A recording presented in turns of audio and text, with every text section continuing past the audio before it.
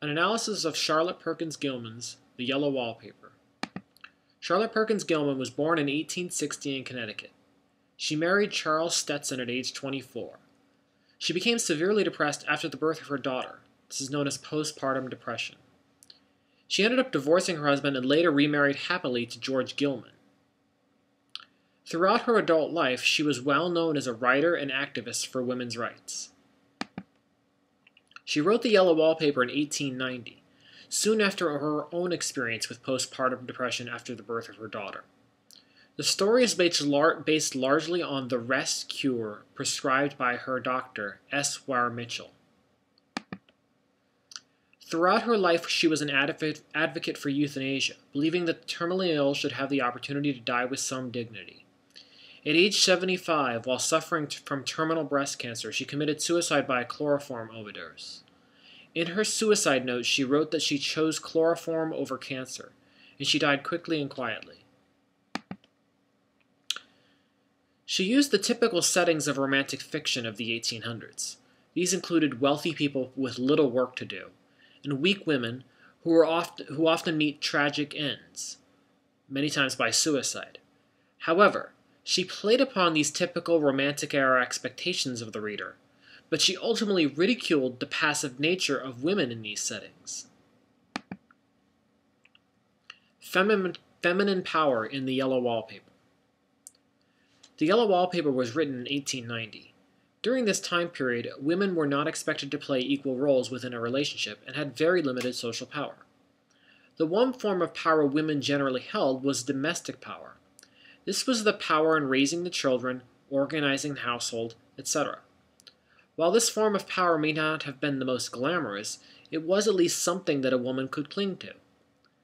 The main character within this story is stripped of all power, even the traditional women's realm of domestic power.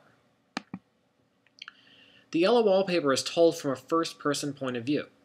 This perspective is essential since most of the story requires understanding the thoughts of the narrator. The narrator is never given a name. This shows some of her lack of identity. Being stripped of all power over oneself can take away a sense of identity. The use of an unnamed narrator also makes it easier for the narrator to be seen as representative of all women who are oppressed within marriage. The woman in the wallpaper can easily be interpreted as a reflection of the narrator's feelings about her own situation. They are both trapped behind bars. In other words, there are actually bars on the windows within her room. This is an example of a constructed symbol. Through this story, the author reveals the meaning of this symbol through the narrator's discussion of it.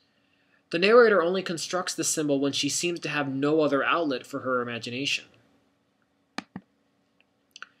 The narrator's husband goes to great lengths to take all control away from her.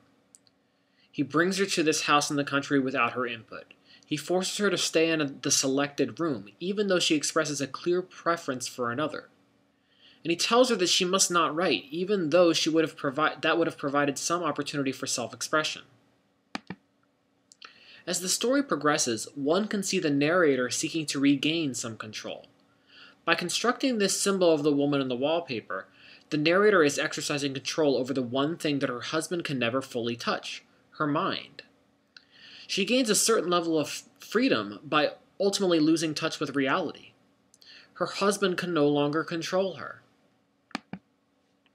In the final scene of the story, we see that the narrator now appears to have broken from reality.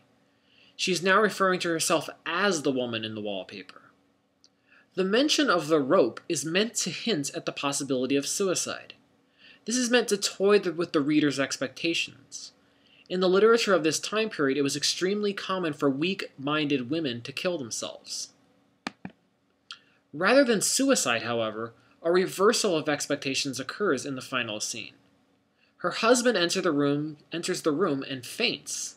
Fainting in a moment of surprise was seen as a stereotypically feminine trait. The narrator then literally walks over him. This is an act of dominance, not a stereotypical feminine trait.